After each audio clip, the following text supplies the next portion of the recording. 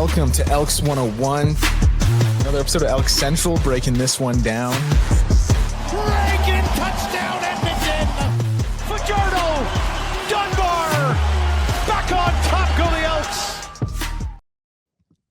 Okay, welcome in Elks 101. We're going to have a true 101 today, a real classroom sesh. Declan, Eddie, Rick. In the pit. You watch that show, by the way? You guys watch that show? Just commercial. Man, because I keep up with award season. You know me, pop culture guy. And like it was winning everything. So I watched I'm going to watch this show. Like I gotta go see what this is about. I watched like 15 minutes of the first episode. And to be fair, like that's not really giving it a chance. But I don't know. I was expecting like the way it was talked about, it was like this is like super gritty, like this is super realistic, like this is what an ER is like. And it was like 15 minutes of just like establishing plot lines of like relationship, and I was like, I feel like I'm just watching Grey's Anatomy. Yeah. That gets so I don't know. Checked out. Maybe I'll stick with it. More into that hocky series. Yeah, man, I've been big on that. Speed? I say, yeah, bro. I sent the casting directors a note. I was like, let me get in season 2. I was like, let me be Heated Rivalry. Yeah. I actually haven't watched. I've been meaning to watch it. I hear it's really good. Yeah, that's like people, I know. I'm cracking the jokes at you for, Yeah, no, I picked up on it. I rolled with it so well. Too, though. It's getting a lot of love. Because it's like a Crave original, like Canadian content, which is really cool. But I heard it was picked up by HBO Max for its second season because it was like so well received. And obviously, I'm sure they're gonna jump the budget up, jump the marketing up a little bit, things like that. But yeah, I've been meaning to. Yeah, it gets a lot of love. You know what's crazy about that show? So it's like the two main characters are like, it's based off a book. The two main characters are a Canadian and a Russian.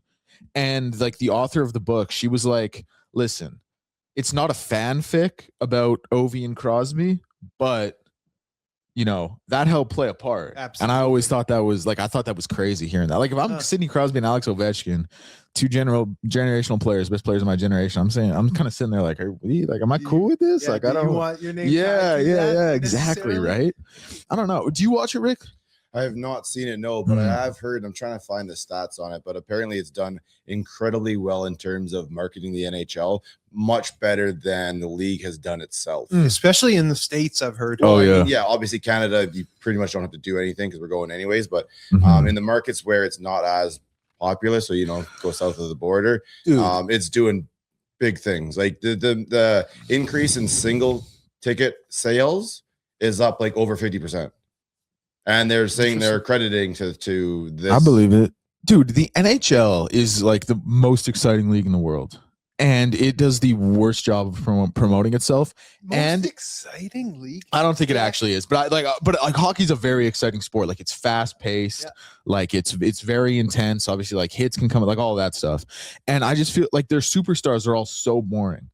Like give a Connor McDavid interview or a Anthony Edwards interview. They don't do anything to bring out bring out their like personality. It is so bad. And the opposite. They try and dampen down. Oh, absolutely they do. Absolutely they do. And the league as a whole.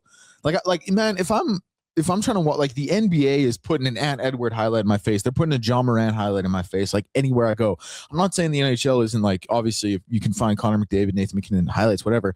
But I feel like they do such a poor job compared to the other three leagues in marketing their sport. And again, like with and that's what I'm saying. Cause it is so exciting. It's so fast paced. It's so tough to play. Like, bro, like again, not throwing any Americans under the bus. I don't know how many Americans can just like skate, period. So I don't think they fully have an appreciation of what hockey is.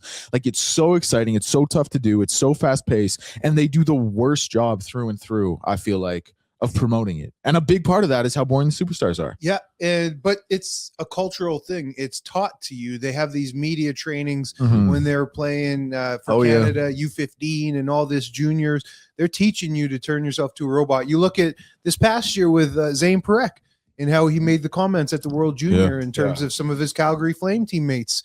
They don't show personality and he doesn't care. He wants to show it in an interview.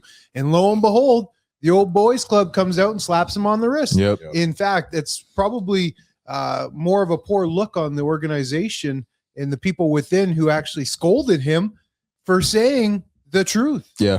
Because the reality is they don't show any personality, and they should.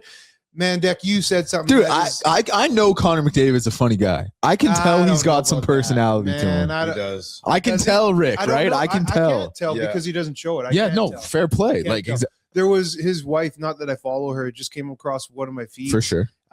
She put up a Christmas, a bunch of pictures, collage with her and him. And it was so funny. There was a photo of him essentially, looking all awkward, typical Connor posing. And then the first comment down in the comment section was the photo of, Doug Heffernan from what show was that? King of Queens. King of Queens, where he was like standing. That was the first comment, and it was just him doing that meme. It was hilarious, and it got so many thousands of likes, man. Dude, like Leon's another one too. Like I think he's like a funny guy. He's got some personality to him. But the second you put him in front of a microphone or like a media scrum or an interview, he's just all he like chokes up. Leon will show it a little more. But a little barely more. Like it's definitely more than Connor, but it's still barely. The angry German blood that keeps him doing what he does in front of the exactly. The but dude, like think about him versus like AJ Brown in front of a microphone. Like obviously AJ's not like the best example the way he goes about things, but I'm just saying like at least he's like I gotta get the ball, man. Yeah, like at least Aaron Rodgers. Aaron Rodgers. Oh yeah. Like get a mic. LaMelo Ball. Oh, there's so many guys. I don't know. LaMelo Ball is actually a bad example the other way because he says anything. He's too much. He's cussing on air and stuff. You can't drop F-bombs on national TV. But the N-word too, like that's pretty crazy. But reckless, man. It's reckless. It's like be a pro. Mm-hmm. I don't understand why hockey players are programmed to be so robotic with their personalities. It's so boring. And that's what I'm saying. Like these guys like have such an exciting league. Like if they just had a little bit of that flash to it, it's like, oh, awesome, man. The 9th Nathan McKinnon interview in a row talking about spinach and hard work. Like, can't wait to tune in for that one. Everybody asks them about now too, right? Yeah, I guess. It's not like they're coming out there with any type of cool question or a question out of left field, something going to get a different type of answer. They all go after the fucking food thing when it comes to Nate now. Yeah, nutrition. Yeah, it's true. Did you guys watch the playoffs this weekend? Little NFL playoffs. What did you guys think of the game? Because you guys were both Broncos guys, right? I was, yeah. I was. Sean Payton got to take the 3 early in the game. That was about. That was the game for me. Here's the thing. I agree, but if you go up 14-0 there, like that kind of feels like the game already. So I feel the game too. Your defense was shutting them down. Your defense was so their defense was lights out. Doing a damn thing. You take the points you can, because in high pressure situations, your backup quarterback, that's when I get a little bit nervous about him. So you have the backup in, you have a chance to go up 10-0. It's your third possession. You've already stopped the Pats twice. Go up 10-0. You end up losing 10-7. And that play was everything. Interception. That 3 was everything. Here's the other thing. Like, you have to assume Denver knew the weather was going to shift late in that game. I knew it was going to. Right. Didn't really feel like the game plan for it like because to your point, like if they had, they would have taken the 3 there. Yeah, man. Points are a premium when you have a backup in like that in these big moments. It's not the time. I hear you in terms of if you go up 14-0, but you got to just take the points, Dad. Yeah, no, I agree. But like you would agree that that's what Sean Payton was thinking as well, right? Like you go up 14-0 there, like no way.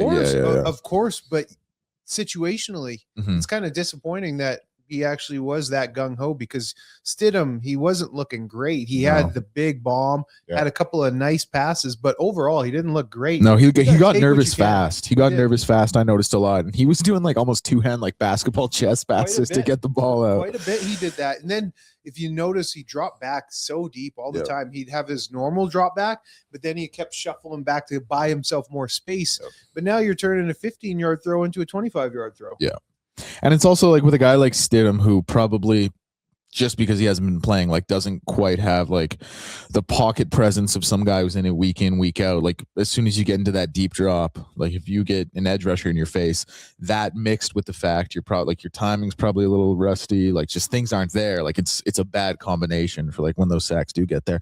I thought, like Jared Stidham, that the fumble he had that led to the only Pats touchdown was just like you just have panic. You have to take a sack there. A lot of plays were panic though. They got fourth. That field goal was a panic. The one that should have been a field goal. Sorry, like he almost did an interception there. It was just one of those weird ones. He went and rolled out to the right. Yeah, and I think it was maybe the edge rusher got right through, untouched.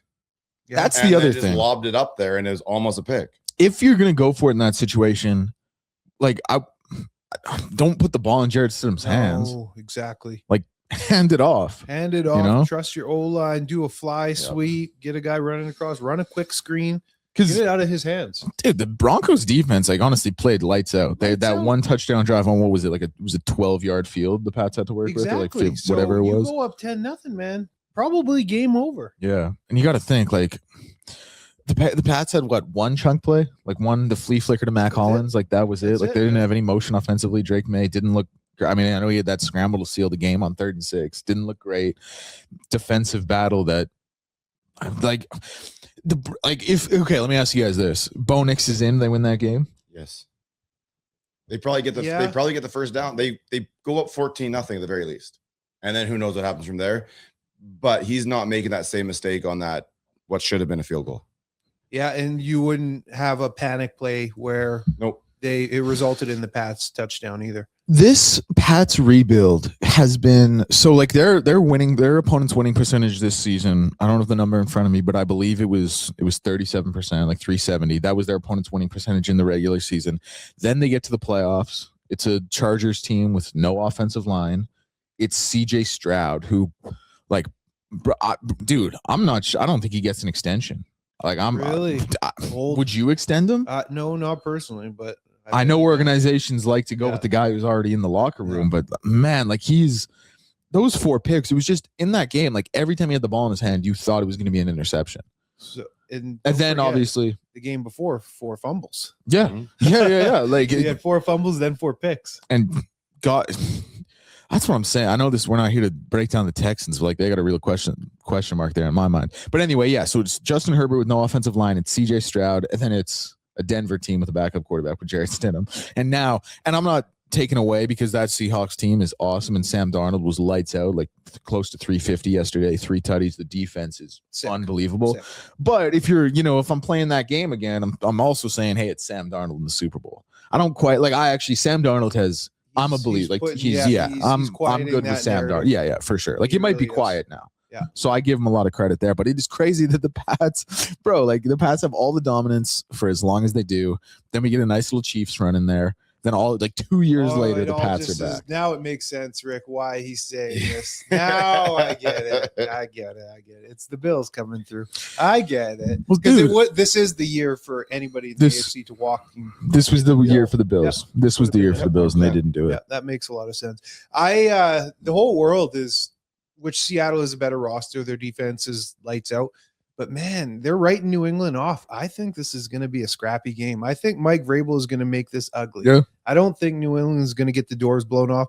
And keep in mind, Drake May is up for MVP. He was my MVP. So I had him first on my ballot. This guy can ball. He had an ugly game here in the AFC title, ugly weather. The conditions will be different. Drake May can ball. I'm not going to say he's going to go out and crush it, but I think New England is going to be in this one, man. Yeah, I struggle to find out how they're going to score points.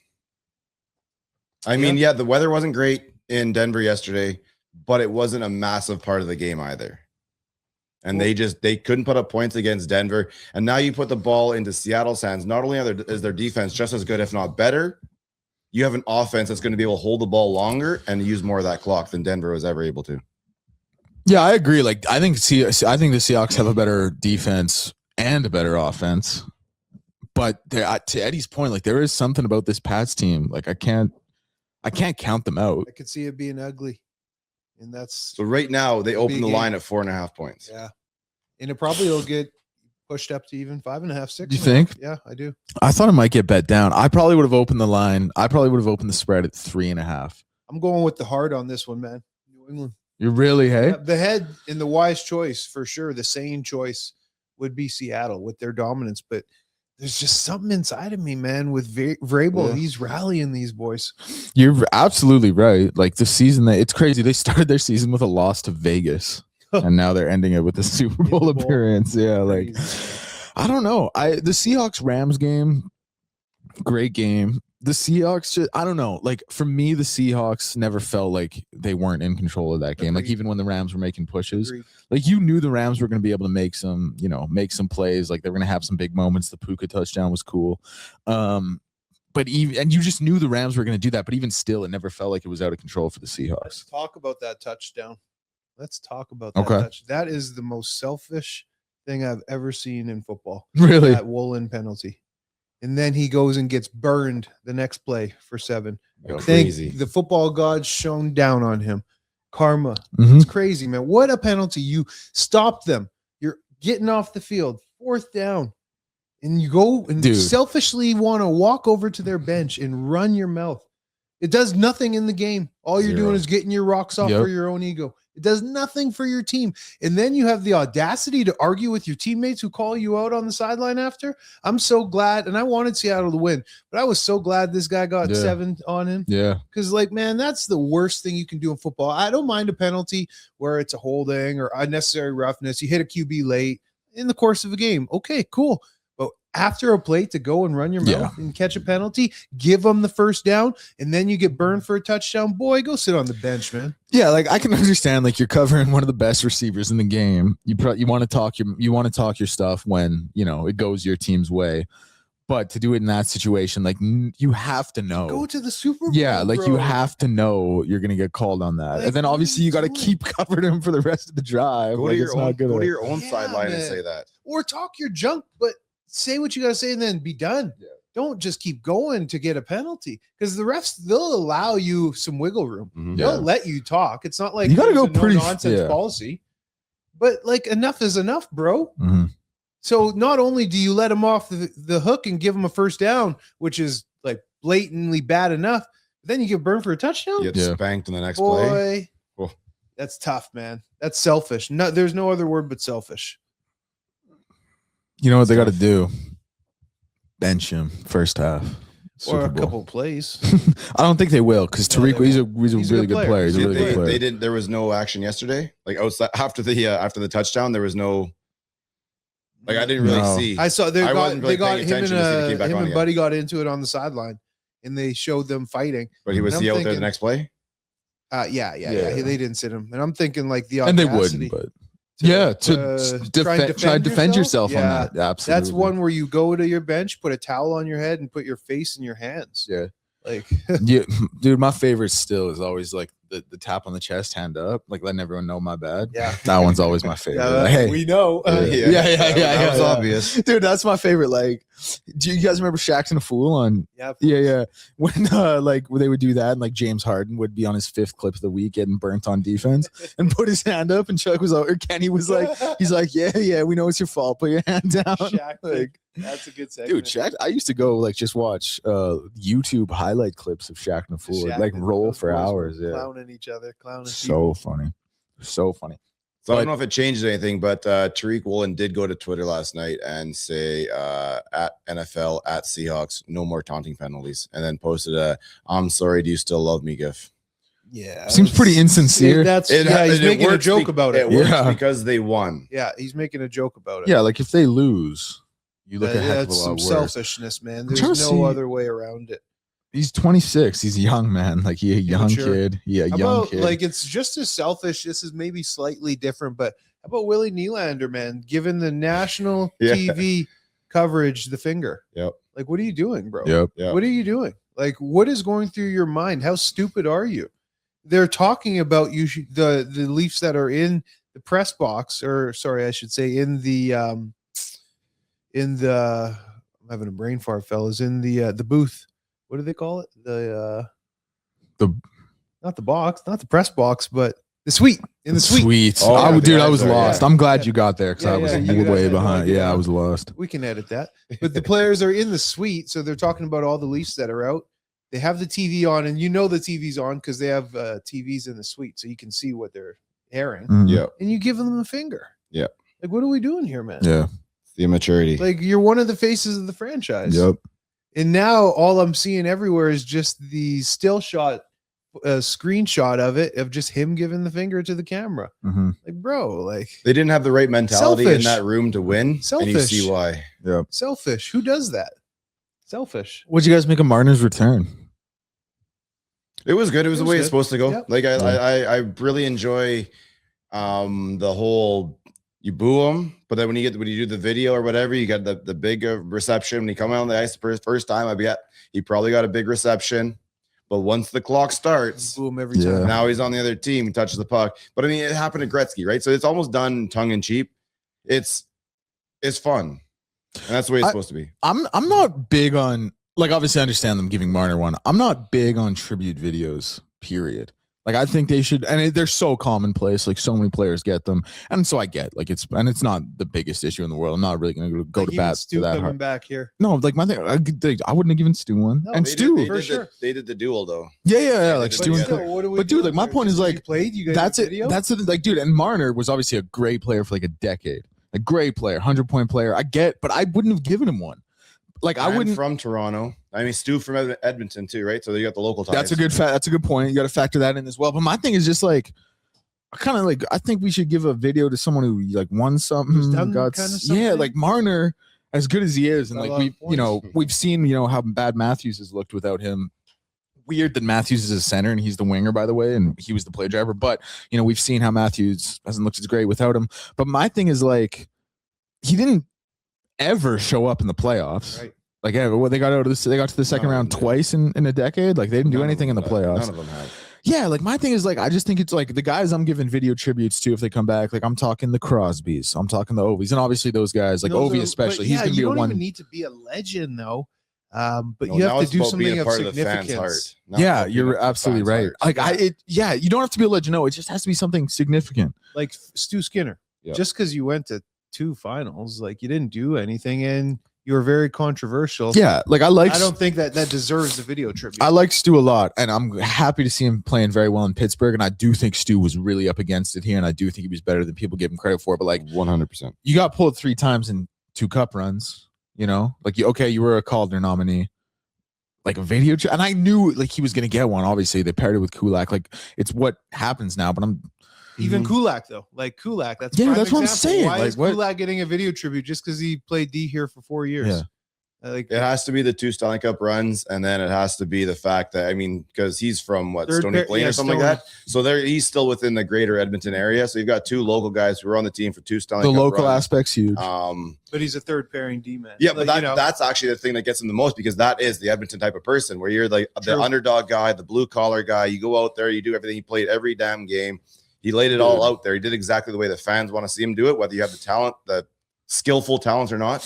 He did he did the hard things, the things that don't take talent. He went into the corners, he threw his body, and that's why I think that's why he got it. I loved Kulak too. He was like the ideal 5th, 6th defenseman for up until this year. Like this year was really rough for him here, but But even when I he was love here, the whole Kulak's team was game. playing bad. Yeah. So Yeah. now you have the goalie out. He's going back to what he was. The team has been. It was more about the team play than it was individual plays. the Okay, Oilers are kind of just a mid team. They are. Yeah, they are. For sure they are. Yeah, It'll be interesting to see what happens in the playoffs. I think they'll So, get out of the Pacific side of the bracket. But Kulak or Stastny though. Who would you rather have? I'd rather have Stastny. yeah, I'd at rather this have point. Stastny. At the beginning of the season, Stastny. But if you're going into the playoffs, maybe Kulak. And I'm just talking about Does have the experience. Yeah, exactly. I like Stastny's game better now. He skates just as well, if not Skates, better. He's younger. younger. He probably moves the puck better. Cheaper. Yeah. I'd buy his jersey. I'd buy his. That'd be All right, a bro. cool jersey to have. Easy now. Come on. Man. Hey, we get it. You're a fanboy. Yeah, no, for sure. That's like another thing. Like anytime I'm on like the radio, like I'm like, yeah, obviously I'm a fan. Like I'm not gonna like low tide. Oh like, man, you went from capital J to lowercase J. Yeah, lowercase J. Lowercase J journal. But yeah, like it was a thing one time. Like someone texted in and was like, "You guys fans?" And low tide was like, "No, I root for players and the fans." And I'm like, yeah, of course I'm a fan. Like I'm not like that was fandom there. yeah, like that was Bill Simmons' big thing. He was like, obviously I'm a fan. Like I'm not gonna sit here and pretend I'm not a fan. You want to see them Yeah. win. Absolutely, I want to see them. And win. then a little bit of Oiler news today. Ike Howard goes down and Josh Szymanski comes up. Okay, So Josh is going to have his first game in the NHL this evening. Nice. German. that's big. Okay, I want to get to this because this is something. This one came in. Luke DM me on Instagram. Thank you, Luke. Shout out again. And this is something that we kind of probably talk about freely with some of the positions on the defensive side of the ball, but people might not always know what they mean, what certain terms mean. So we'll break that down. We'll break that all down now. What Luke had asked, what is the Sam, what is the Will linebacker? So before we get to that, you have to understand base defense. So most teams will run a 43 base defense in the CFL, and that means you have 4 defensive linemen and you have 3 linebackers. Of those 3 linebackers, one of them is the Will, One of them is the Mac or the Mike, and the other is the Sam. The Will is the weak side linebacker, the Mac or the Mike. And there also is a base defense, which is called a 34, where you run a Mac and a Mike. We can get to that in a second, but just sticking with the 43 base defense, your Will linebacker, your Mac linebacker, your Sam linebacker. So the Will, like I said, weak side linebacker.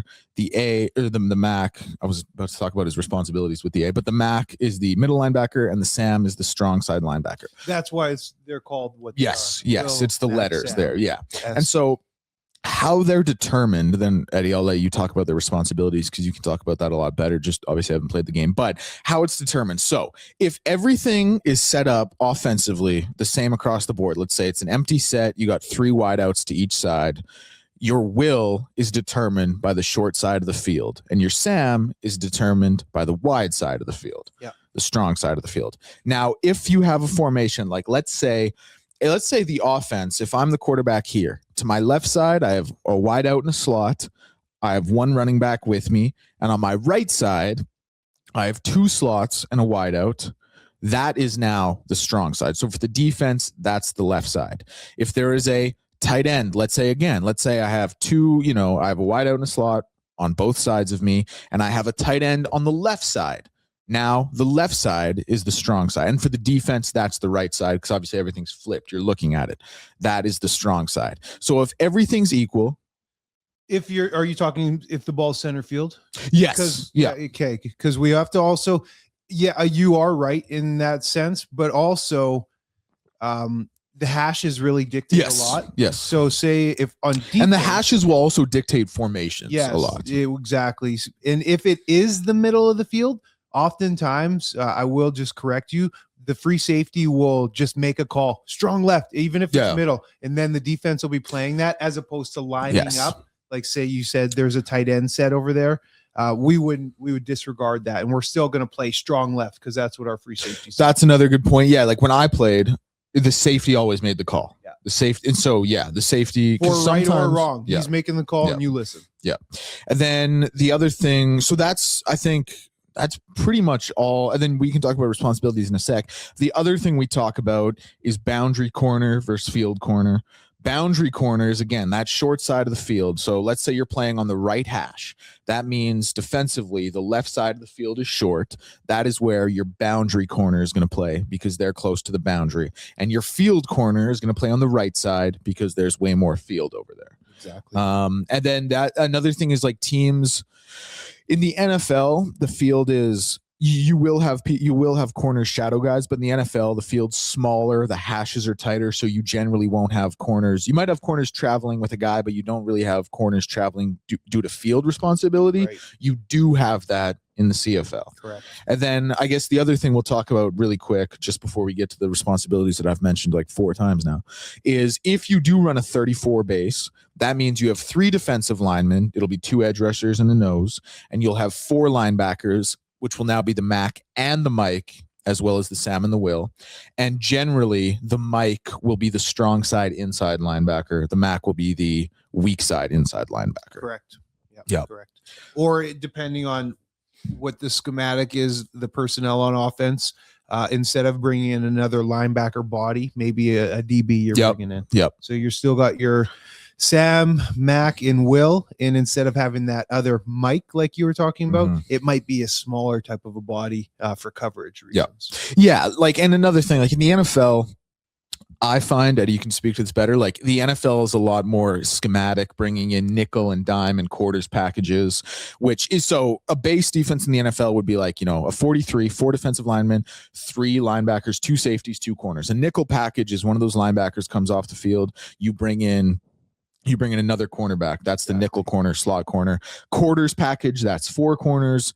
Dime package, that's 4 corners. Quarters package, that's 5 corners. That's kind of what you see in like prevent, end of game, end of half kind of. Now, I don't know why we use that terminology, nickel, dime, quarter. I don't know why. No idea, but you just know what it means. I don't know either, but you know what it means. In the CFL, you generally won't have the schematics will be based off the players that are already in that base defense. Your 4 defensive linemen, 3 linebackers, 2 defensive halves, 2 defensive corners, and your safety.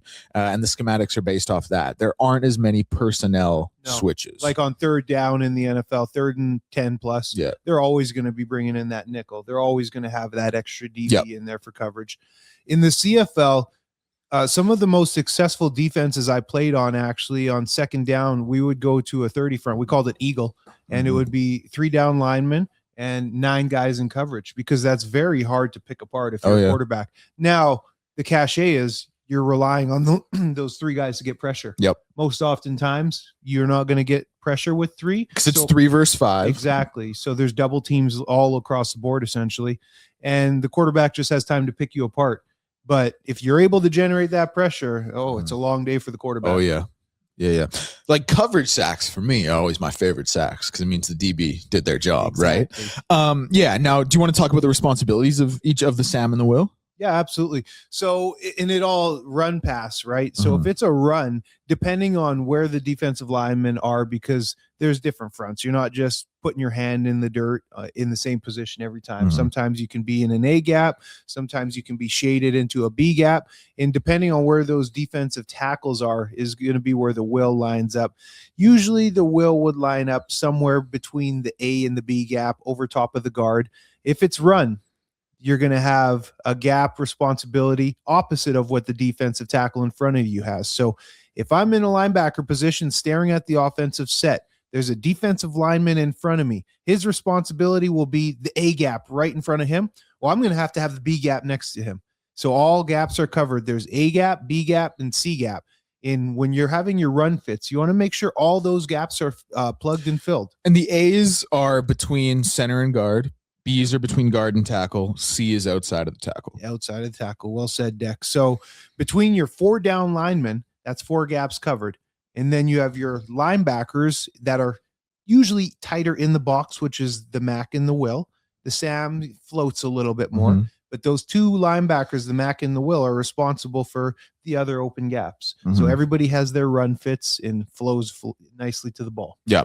And Sams are generally, like, we've definitely made this point throughout the season when we had talked about like Chalin and Kenny and Cordell rotating, with between the Sam, because Sams are generally a little bit more athletic, because like when you drop into your zone in coverage, there's more field to cover. So you want them a little bit quicker, a little bit more nimble, a little bit more athletic. Yes, the 2 positions on defense that are probably the hardest, not probably, that are the hardest to play would be the Sam, because you have to be physical and play like a linebacker. Because your first thought has to be run, but then you have to be athletic enough and quick enough to go out and cover some of these receivers that are coming at you with the waggle. So it's a really hard position to play. And then secondly, the second hardest position would be the boundary half. So you talked about the boundary in the field. Boundary is going to be the short side, the weak side, where there's a lot of action. It's shorter passes for quarterbacks to make.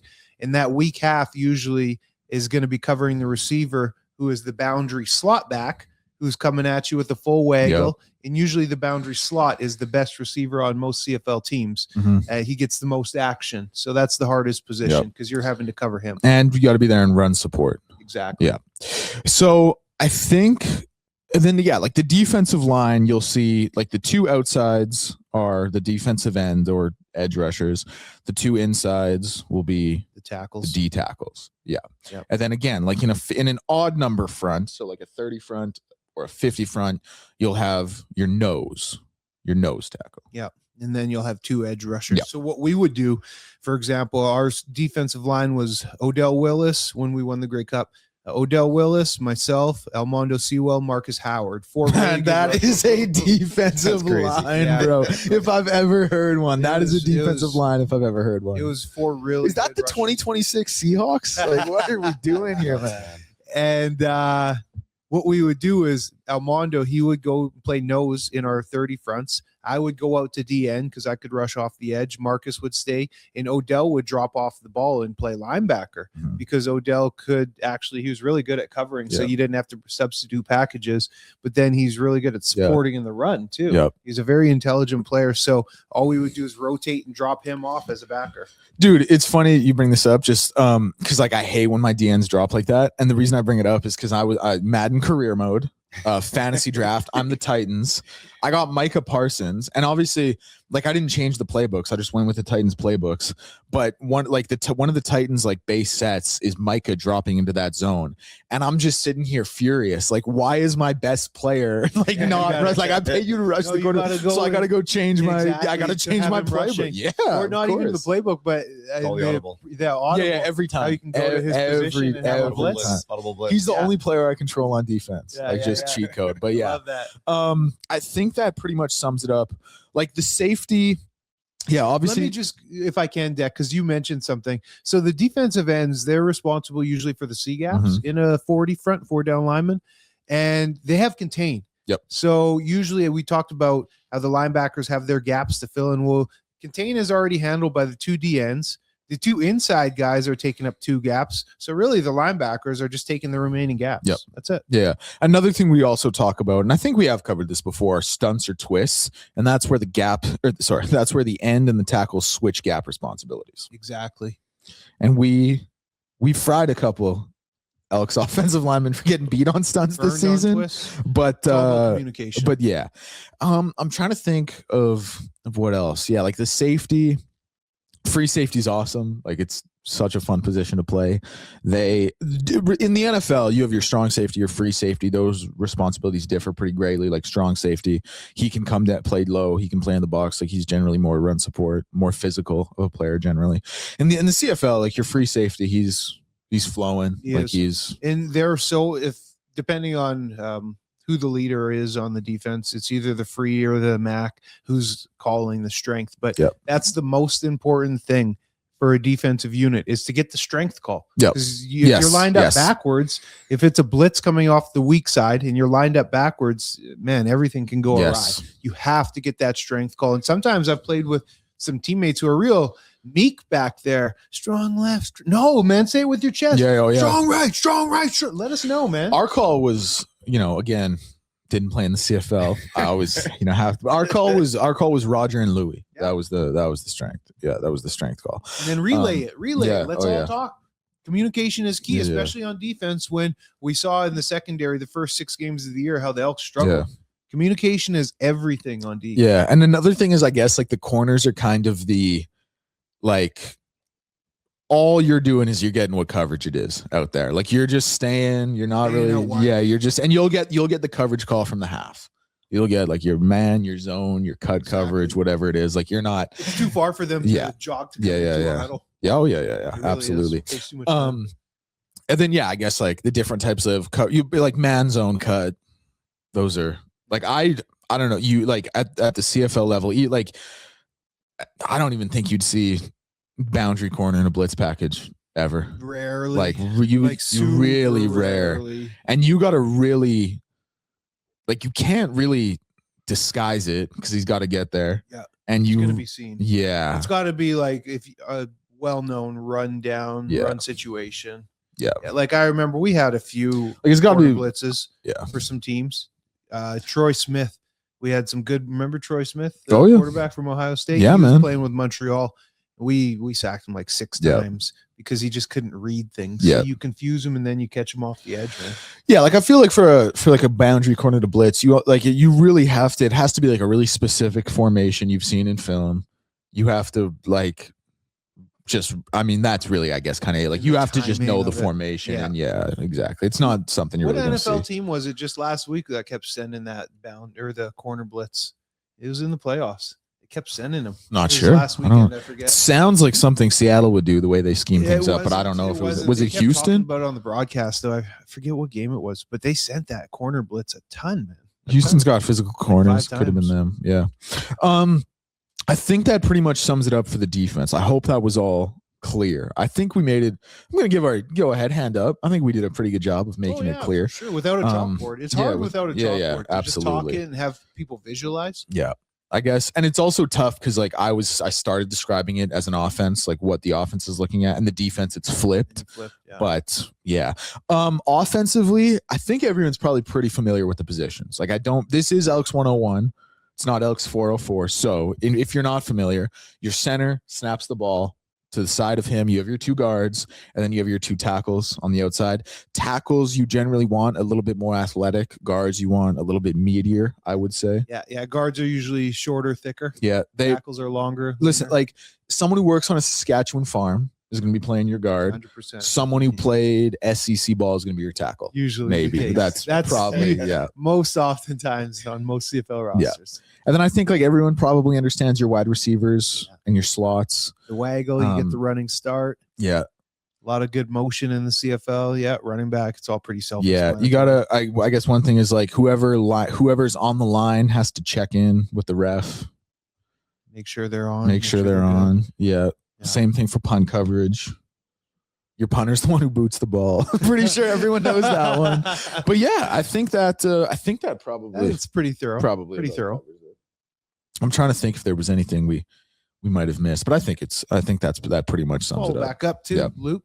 Yeah, absolutely. Anyone who's listening, Luke, especially since you were the one who asked the question, if we weren't clear on this one, let us know. Let us know. Yeah, okay. I think we did well there. So this is like kind of the trouble at this point, in the season. We've actually been like very lucky with how much Elks news we've been getting. It's been slow. Yeah. Okay. Break it down for us. There's some money floating around. Yes, there is. Big money. Salary cap's going up. Salary cap's going up. Mm-hmm. Each club's getting what, 216K? Is that what it worked out to? I think that it works out to. League was profitable. League's profitable, 10 mil.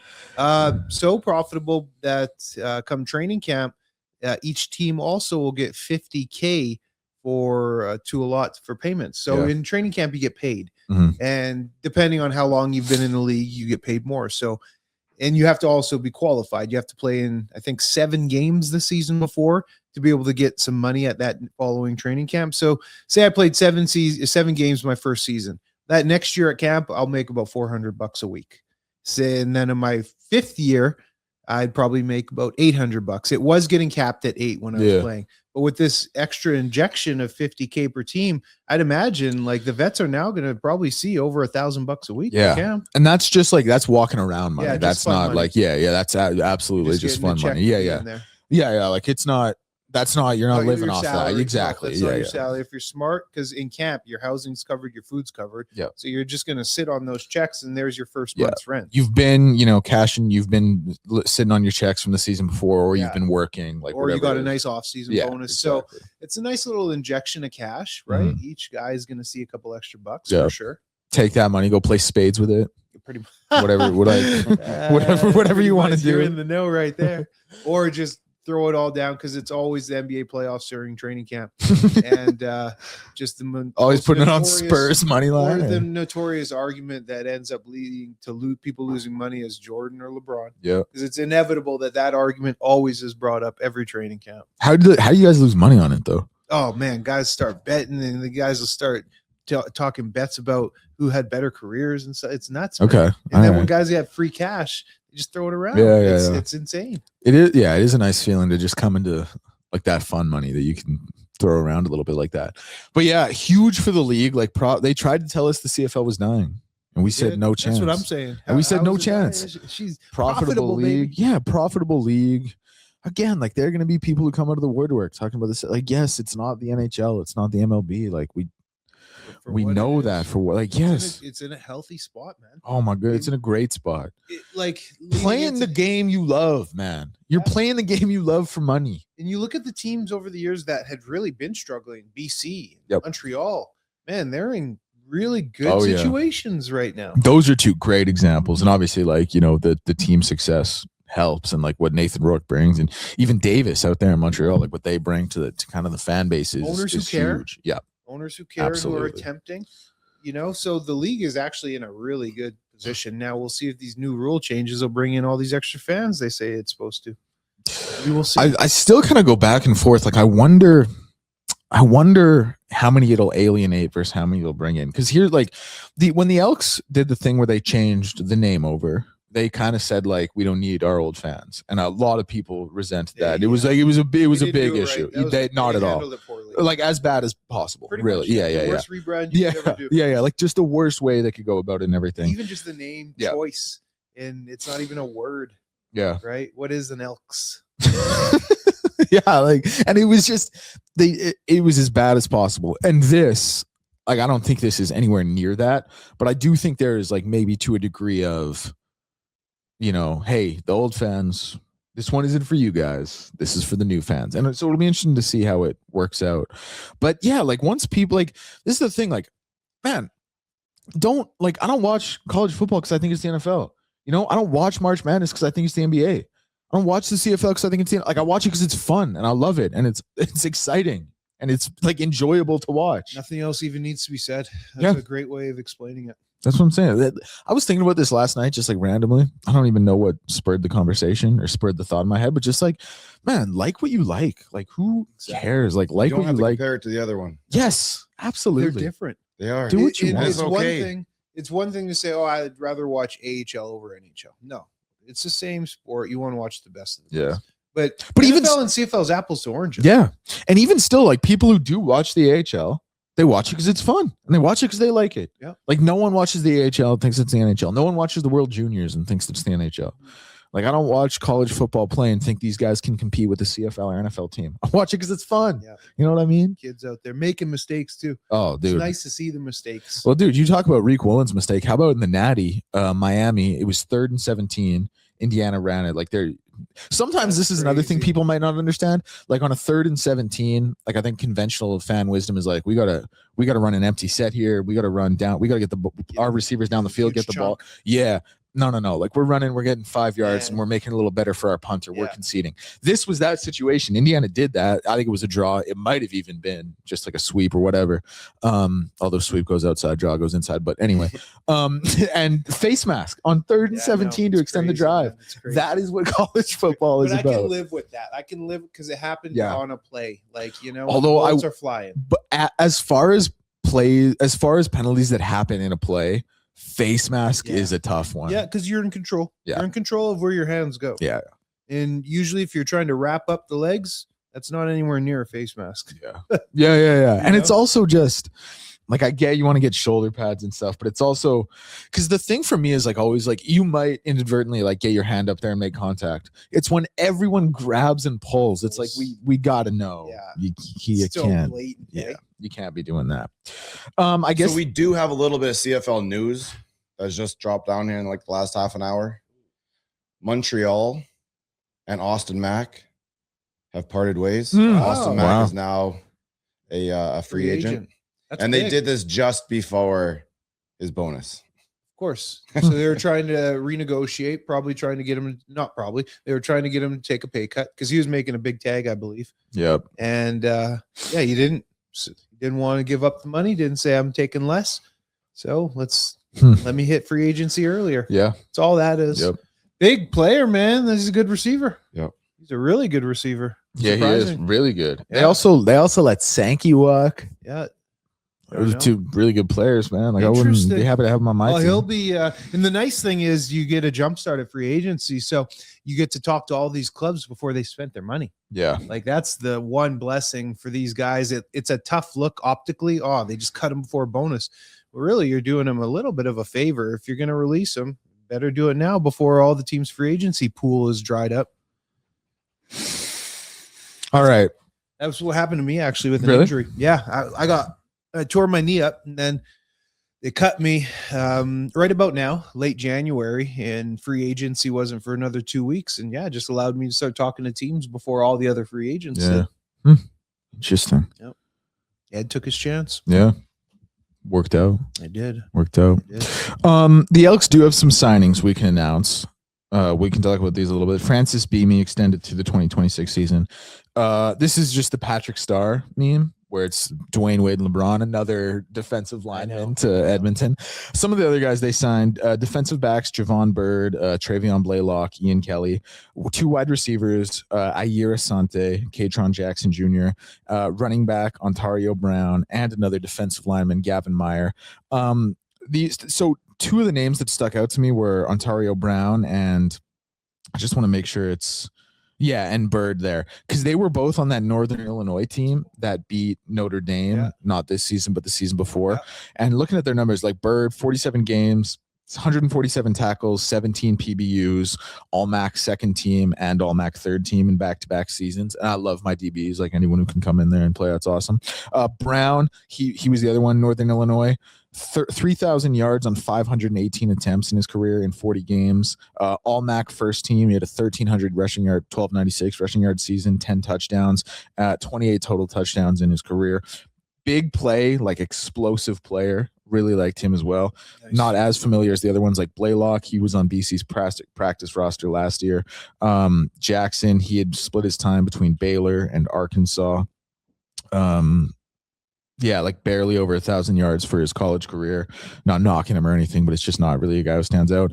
Meyer returning. He'd been on the practice roster. And Kennelly, he had also he's joining. He was at Grand Valley State. Okay, so that's the thing. So we got some new names. Francis Beamie is going to be the one people are most familiar with. How many games did Beamie get in last year? Do you know that? It's going to say 15. 15. Rotational guy, 6 tackles. First round pick in the 2023 CFL draft. Out of where? Southern Utah. Okay. Yeah. You know where he's from originally? Does it say? I can find out. I will find out right now. Where in Canada he's from?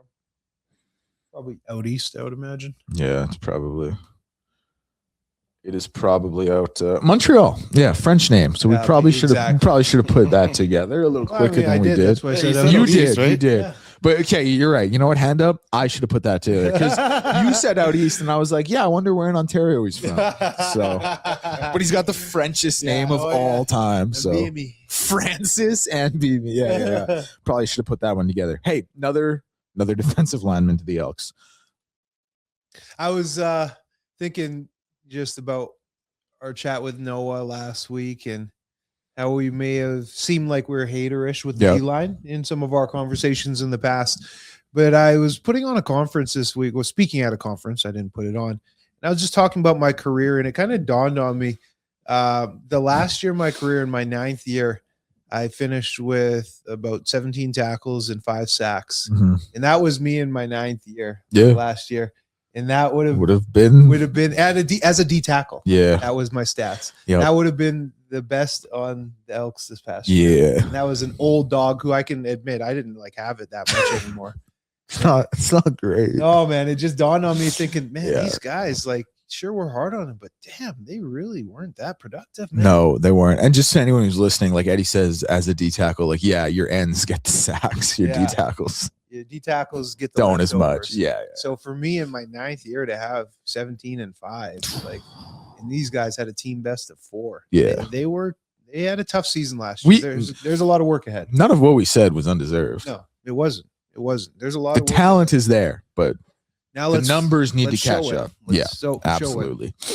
All right. Do we want to get to a little Rick's rant? What do we have today? I'm ready. It's not, I don't know. So this is definitely just for, it's going to be a little bit for me, mostly for me, and it's just for the heart. But I'm not looking forward to this Super Bowl, you guys. I went through this Super Bowl 5 years ago or whatever it was, last time the Patriots and the Seahawks played. They are the 2 teams I hate the most. The Seahawks were forced down your throat if you wanted to watch football here in the late 90s. That's all it was on TV. You might get some Broncos, but it's all Seahawks, and they were terrible back then. So that'll always have a bad lingering taste. And then you can't cheer for somebody in your division. Mm-hmm. So the fact the Patriots have stomped everybody for 20 years and then take 2 or 3 seasons off, and all of a sudden they're back again. Right back. Yeah, this is one that I'll be watching to try and help the pocketbook, but I'm not going to be watching for the heartstrings. That's for sure. Okay. Who would you prefer? Yeah. Who would you prefer? Probably Seattle. I rock with that, dude. Seattle was forced on us, like same with Gonzaga basketball, man. Oh, 100%. Like that's why I don't like the Zags. We'll be just down the street here. Gonzaga must be just down the street. Like I don't mess with the Zags really, because, and I understand they're great mid-major program and great history as a mid-major, but I just can't stand them because all I would I'm trying to watch Duke UNC, not Gonzaga San Francisco. Like that one game, there's everyone's pointing to one game. Yeah. Like, cool, let's turn that one on. Like, nope. Here you go. Here's the Seahawks. Just like you're the Zags. You're like, fuck, man, come on. Me as a kid, not understanding broadcast deals, it's the Colts Pats. Like, why am I watching the Seahawks Cardinals? Yeah. Just no idea how things work. Now that game would have been terrible. Money. Yeah, I'm completely like I'm not out on the Seahawks. Like I don't hate the Seahawks the way you do, but I totally understand the first part of that round. Like they were absolutely shoved on us. Like them, like I said, man, Gonzaga They were basketball. not good. Yeah, like that makes it so much tougher. The Pats, like obviously I can never cheer for the Pats being a Bills fan. And again, like the dominance they had forever, man, like forever. It was just you just knew twice a year was a beating. Yep. You knew they were going to win the division. Then, like as a Bills fan, I get Josh Allen. It's finally our turn. Like it's Skip Bayless yelling at Shannon Sharp. It's my turn. You told me it was my turn. That's how I feel about the Bills. Adversity's out of the way. Yes. Oh my goodness. No Patrick Mahomes. Lamar, not that Lamar's been some, playoff superhero, but he was not there. Joe Burrow, like he's not. And the Patriots have kind of fluked their way into this. Like if Bo Nix plays yesterday, the Broncos win yesterday. And and it was, I can't remember who, always Orlovsky who said after the game before that, said if the Texans had any other quarterback in the league, they win that game. Man, I hear you. And I do truly hear you. I'm not pushing back on you, Rick. I'll just push back on the narrative, though. Yeah. Man, this guy's up for MVP along with Matthew Stafford. Like, not a slouch back there in Drake May. And the weather, sure, he was absolutely limited by the weather, but both teams offensively were limited. Yeah. Like, Bo Nix is an MVP caliber quarterback. That's why I think that people are overlooking them. You mean Drake May? Sorry, Drake May. My fault. Yeah, this is also a bad day for you guys. The Matt Stafford over Drew Brees truthers. Bad Monday for y'all. You're gonna have to wait another year to push that narrative. I forgot about that. He's got time. I forgot about that. Yeah. Another thing with the Seahawks is like I can appreciate Sam Darnold's like not really revenge, but just his. I'm happy for him. Yeah, I can appreciate that. Like Sam Darnold was feel good so cast off. Like it would be very Sam Darnold to lay an egg at the last possible time for the Pats to win. That's like a right. So like game. I'm not quite there yet. You need to go get that championship. You need to go get that ring. Yeah. Because it'd be very, very Sam Darnold to lose it at the last possible second on the biggest stage. Just look scrambled. That is nightmare scenario. It is. So yeah, like plausible. Seahawks fans, don't get too excited yet. Like you're there, you're probably gonna win. But if Sam Darnold's gonna Sam Darnold, it's gonna be in the next game, and that's gonna be the most painful. And the Pats have a good defense too. Let's not get it twisted. No, 100%. Yeah, they do have a good D. I like Marcus Jones a lot as a player. And if the Pats can somehow get the lead, now Sam's got to throw the ball more. If Sam's got to throw the ball more, that's when things can happen. There's just something about Mike Vrabel, man. I'm all in on him as a coach. And not just because he's had success this year. He was a hell of a coach in Tennessee. Yeah, I'm all in on him, man. They fired him and just started to rebuild for no reason. Ridiculous. Yeah. Look at Tennessee now. These owners, boy, you're stuck with the tough one too. Yeah. These owners are insane. It is true. Like that Keon Coleman comment. Yeah, they're insane, these owners. I felt bad. I wanted Keon in that draft too. I watched him in Florida State. Keon can't play there anymore, right? Like, how can no, you? I couldn't imagine. Yeah. How can you? Yeah, it makes no sense, man. I'm going for the Seahawks though. It has to be a Seahawk. It can't be the Patriots, man. Are you kidding me? I don't want the Patriots. I don't like the Patriots, but I want them. Okay. Just because Vrabel. I'm all in on Vrabel. All in on Vrabel. I do like. I don't like anybody else on that team, but I just love him as a coach, man. I'm buying what he's selling. I like Christian Gonzalez a lot because he went to Oregon and he was like really good at Oregon. Yeah, so it's weird, man. Like I'm an Oregon fan, but when players go to the NFL, I don't really like my allegiance doesn't carry over. Like, is that who your allegiance would be for college ball? Like you're Oregon? Oh yeah, I'm an Oregon fan. Sure. Like I'm a big Oregon fan. I got Oregon Duck Jays. I'll wear them. I don't. Yeah, no, I'm like a real dude. And the other thing about Oregon that's so tough, like Oregon is the best team consistently that's never won. True. Like, and it's so because we're consistently so good, like every year, and a down year for us is like it's a real down year, like 6 win, like that's a real down year. Yeah. We're consistently so good. We're always at the top of the mountain. Yeah. And we're the only school who's in that category who hasn't got. I say we like I went there. Like I'm just a fan. I didn't go there, but we're the only school that hasn't got over the hump that way. You've been to Autzen? Never. No. Man, that'd be an Oh, experience. dude, I've heard because Autzen only seats about 55, 56K, but I hear like like everyone, like commentators, players, they talk. It is just like Rumbling, unbelievable. shaking. Yeah, dude. The reason I became an Oregon fan, I don't know if I've told this story on here. When I was playing NCAA 08, I wanted a team whose jerseys looked like the Riders, and so it was either Oregon, and now it's funny because Oregon's jerseys now, like it just. Everything. It's everything, yeah. But back then it was just green and white, and it was Oregon, North Texas, or Eastern Michigan, and Oregon had the highest overall. So I started playing with them. So yeah, I've been an Oregon fan Eastern ever since. So was big that came out of there. Was it? Wasn't it? What's his name out of there? Crosby, Max Crosby, did Max he go? I Crosby. thought he went to Eastern Illinois, but maybe No, I you're think it's maybe, Eastern okay. Mich, Let's take a look. They're green. I think it's. They are green, yeah. I think Michigan State's also green, but they were a little too dark. He did go to Eastern Michigan. Eastern Michigan. Boom. Man, what a Yeah, pull! what a pull, huh? Great pull. Football guy. yeah, Football guy. That's another thing. I like sometimes I'll completely forget. Like I watch so much college football, but as soon as someone goes to the NFL, I'm like, where'd that player go? I can like forget it. That's hard. You know? Yeah. It's so many years of it. It's all Yeah. a blur. Yeah. All right. Do we want to finish up a little blind ranking? Little BR. Let's roll.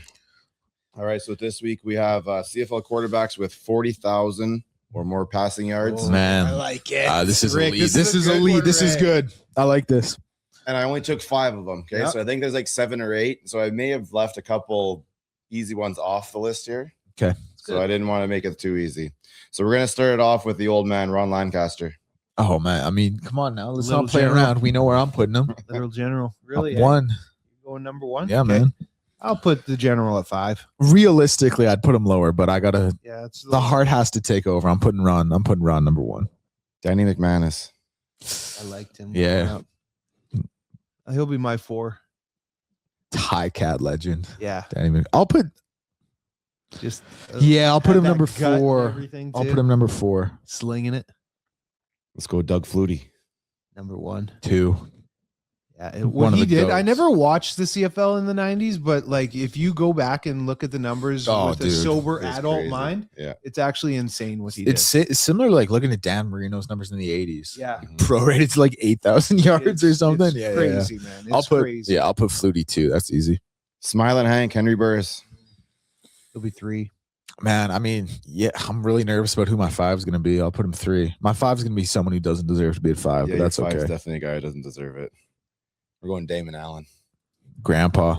Yeah, I mean, he's at 5. That sucks. Number 2 out there. Yeah, I see what you mean by you left the easy ones. Yeah, like I left Calvillo. Ricky Ray off. Yeah. I left Ricky AC Ray. off. Yep.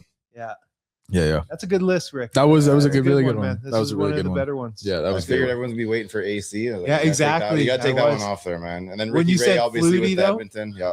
Yeah, Flutie, that's what he did. It's you have to honestly go back and look to appreciate because his numbers are absolutely insane. Not just the passing, but the rushing. He threw for 6,000 multiple times. Man. It's crazy Crazy. that organization popped out 3 back-to-back NFL quarterbacks, 2 being all pros. Yeah. Just think of how we look at Cody Fajardo and how he quote unquote saved the season offensively.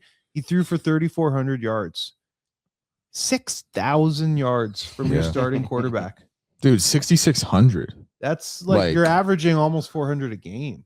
Like, man. Dude, like Doug Flutie, by the way. So the most passing yards in one season, these are the CFL records. Doug Flutie, number 1, 6,619. Doug Flutie, number 3, 6,092. Doug Flutie, number 6, 5,945. Doug Flutie, number 10, 5,726.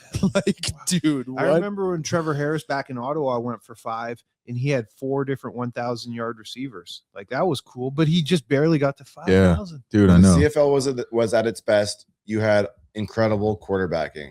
You need good quarterbacks for this league to be at its best. Yeah. 6,000 yards is That's crazy. stupid. And then man. the running, too. Like, Yeah. scrambled all over the place. Dude, just as a by the way, if you had to guess how many passing yards for his career Kevin Glenn has. Oh, he's up there. He's over 50 for sure. He's in the 60s, I think, isn't he? No, not quite. Just shy? 52, 687. But he's up there. He played for 17, 18 years. He's 6th all time. Yeah, and that's, he was a good quarterback. He was my starter on 2 different Yeah. organizations, Hamilton and in Sask.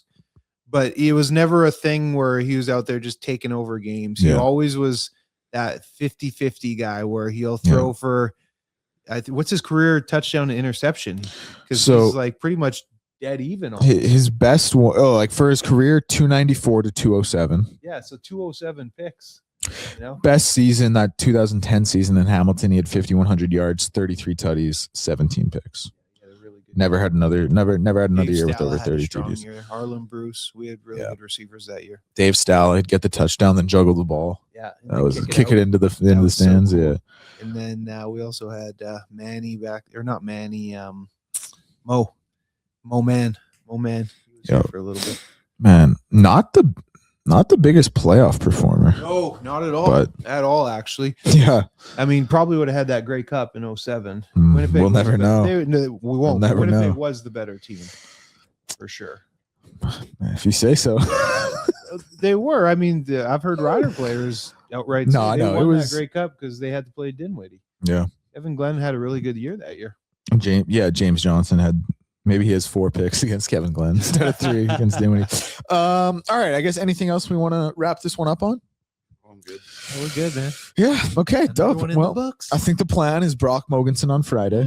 If you listen to this and not Elk Central, go check out Elk Central. We do a lot of player interviews on that one, pretty much exclusively player interviews. But when the season returns, that one becomes the recap show. This one kind of stays as it is. It gets a little bit more segmented, but check that one out as well.